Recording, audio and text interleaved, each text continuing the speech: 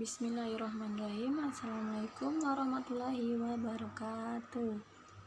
Oke, perkenalkan nama saya Intang Sulasti dengan NIM 2021 0101041107. Nah, di sini kali ini saya akan menjelaskan tentang perkembangan kurikulum di Indonesia.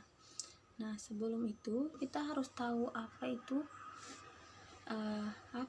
kurikulum. Nah, secara etimologi berasal dari bahasa etimologi. Secara etimologi, kurikulum berasal dari bahasa Yunani, yaitu curir atau kurir atau pelari, dan curure atau lintasan lari. Nah, secara istilah yaitu sejumlah mata pelajaran yang harus diselesaikan oleh siswa dari awal hingga akhir program demi memperoleh kelulusan atau ijazah.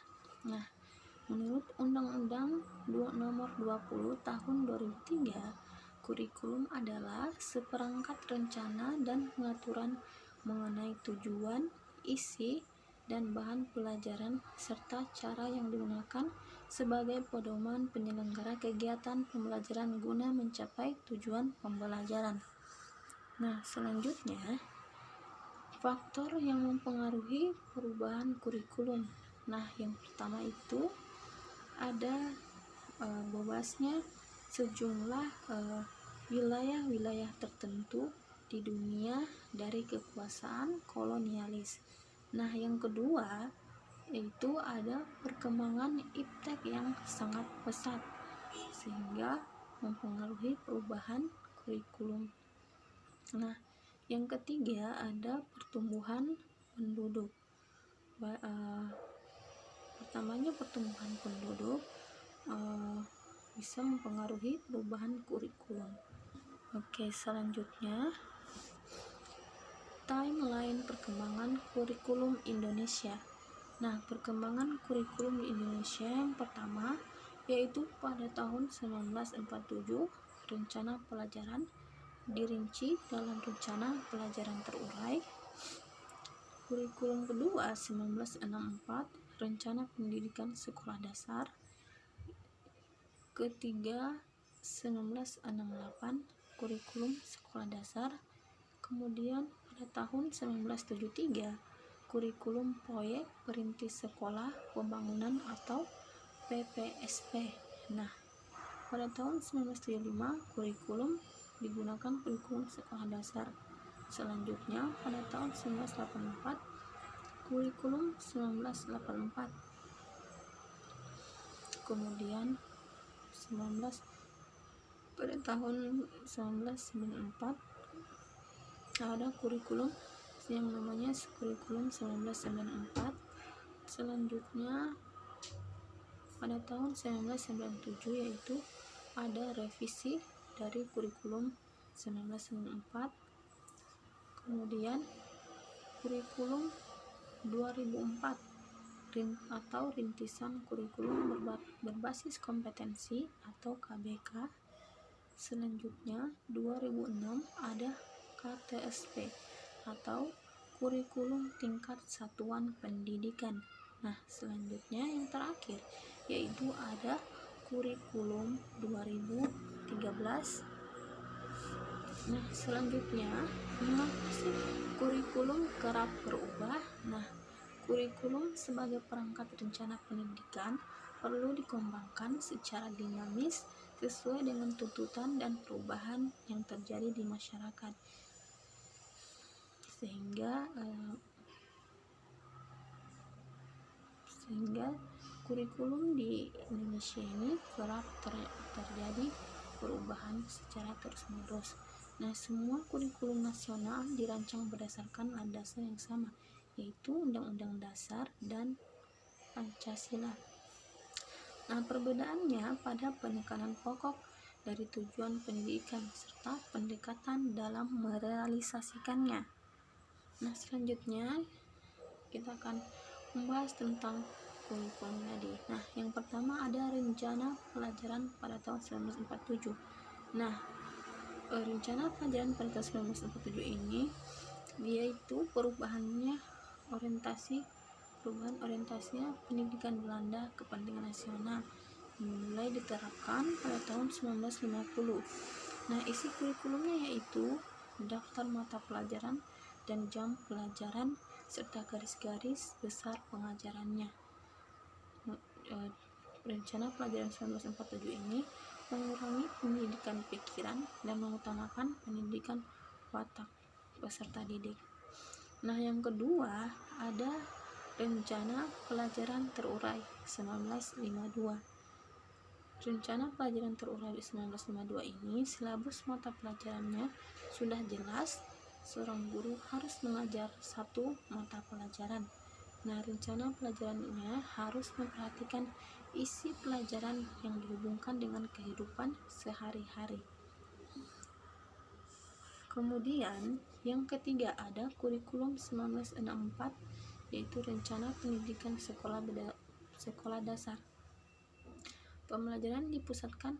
Nah, kurikulum 1964 ini pembelajarannya dipusatkan pada program Pancawardana yang meliputi pengembangan daya cipta, rasa, karsa, karya, dan moral. Nah, pendidikan dasarnya lebih menekankan pada pengetahuan dan kegiatan-kegiatan fungsional dan praktis. Setiap pelajaran yang diajarkan di sekolah dapat berkorelasi positif dengan fungsional praksis siswa dalam masyarakat. Nah, 5 kelompok bidang studinya itu moral, kecerdasan emosional atau artistik, kepribadian atau keterampilan, dan juga jasmani. Nah, kurikulum 1964 Pancawardana pembinaan jiwa Pancasila di pengetahuan dasar kecakapan khusus. Nah, yang keempat kurikulum 1968 perwujudan dari perubahan orientasi pada pelaksanaan Undang-Undang Dasar 1945 secara murni dan konsekuen. Nah, tujuannya yaitu Pancasila sejati, kuat dan sehat jasmani, mempertinggi kecerdasan, keterampilan jasmani, moral, budi pekerti, dan keyakinan agama. Nah, isi pendidikannya yaitu pada kurikulum 1968 ini kegiatannya mempertinggi kecerdasan dan keterampilan serta mengembangkan fisik yang hebat dan kuat. Nah, selanjutnya kurikulum 1975. Nah, prosedur pengembangan sistem instruksionalnya itu PPSI memuat 3 hal yaitu metode, materi, dan tujuan pengajaran diperinci. Satuan pelajarannya yaitu atau rencana pelajaran setiap satuan pembahasannya yaitu petunjuk umum, tujuan instruksional khusus atau TIK, materi pelajaran, alat pelajaran, kegiatan belajar mengajar, dan yang terakhir evaluasi. Nah, selanjutnya kurikulum 1986. Kurikulum 1984 atau kurikulum 1975 yang disempurnakan. Kurikulum 1984 ini mengusung pada proses skill approach. Siswa ditempatkan sebagai subjek belajar, kemudian lebih difokuskan pada cara belajar siswa aktif atau CBSA, kemudian berorientasi kepada tujuan instruksional. Nah, kemudian yang ketujuh ada kurikulum 1994 dan suplemen 1999, yaitu menyempurnakan kurikulum 1984 dilaksanakan sesuai Undang-Undang Nomor 2 Tahun 1989 tentang Pendidikan Nasional. Perubahan pembagian waktunya yaitu menggunakan sistem catur bulan. Jumlah jam pelajarannya itu 42 jam per minggu. Nah, tujuan pengajarannya yaitu ada yang pertama pemahaman konsep, yang kedua keterampilan penyelesaian soalnya, yang ketiga keterampilan penyelesaian masalah. Ya, yang kedelapan ada kurikulum 2004 atau kurikulum berbasis kompetensi. Nah, kurikulum berbasis kompetensi ini pengembangannya yaitu kemampuannya untuk melakukan tugas-tugas tertentu sesuai dengan standar performance-nya. Kemudian hasil dan dampak yang diharapkannya yaitu muncul pada diri peserta didik melalui serangkaian pembelajaran yang bermakna. Nah, keberagaman yang dapat dimanifestasikannya yaitu sesuai dengan kebutuhannya. Nah, yang terakhir ada kurikulum 2006 atau KTSP. Nah, kurikulum 2006 ini atau KTSP, guru lebih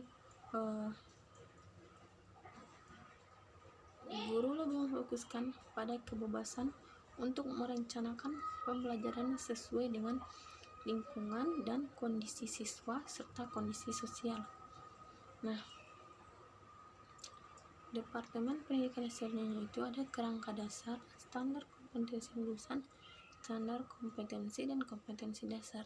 Nah, perangkat pembelajaran pada kurikulum KTSP ini atau 2006 yaitu ada RPP, silabus penilaian yang dikembangkan oleh satuan pendidikan. Nah, tujuan dari KTSP ini yaitu tujuan pendidikan nasional serta kesesuaian dengan kekhasan, kondisi dan potensi daerah, satuan pendidikan dan peserta didik. Yang terakhir adalah kurikulum 2013. Nah, alasan lahirnya kurikulum 2013 ini yaitu menurut persepsi masyarakat. Yang pertama yaitu terlalu menitik beratkan pada aspek kognitif peserta didik. Kemudian yang kedua, beban siswa terlalu berat. Yang ketiga, kurang bermuatan karakter. Nah, kemudian kurikulum 2013 ini bersifat lebih student centered atau 3 aspek penilaian dalam kompetensi. Nah, ada 3 aspek penilaian dalam kurikulum 13 yaitu yang pertama pengetahuan, keterampilan, dan sikap. Nah, yang menjadi perbedaan mendasarnya yaitu konsep kurikulum seimbang antara hard skill dan soft skill, dimulai dari standar kompetensi lulusan, standar isi, standar proses, dan standar penilaian. Kemudian proses pembelajarannya dan proses penilaiannya. Nah, yang terakhir kesimpulannya ada kesimpulannya, pasca kemerdekaan kurikulum pendidikan nasional telah mengalami beberapa kali perubahan yaitu pada tahun 1947, 1952, 1964, 1968, 1975, 1984, 1994, 2004, 2006, dan terakhir 2013. Nah, perubahan tersebut merupakan konsekuensi logis dari terjadinya perubahan sistem politik, sosial, budaya, ekonomi, dan iptek dalam masyarakat berbangsa dan bernegara. Nah, oke, mungkin itu saja yang bisa saya sampaikan. Terima kasih sudah menonton video saya. Saya akhiri dengan ucapan wabillahi taufiq wal hidayah. Wassalamualaikum warahmatullahi wabarakatuh.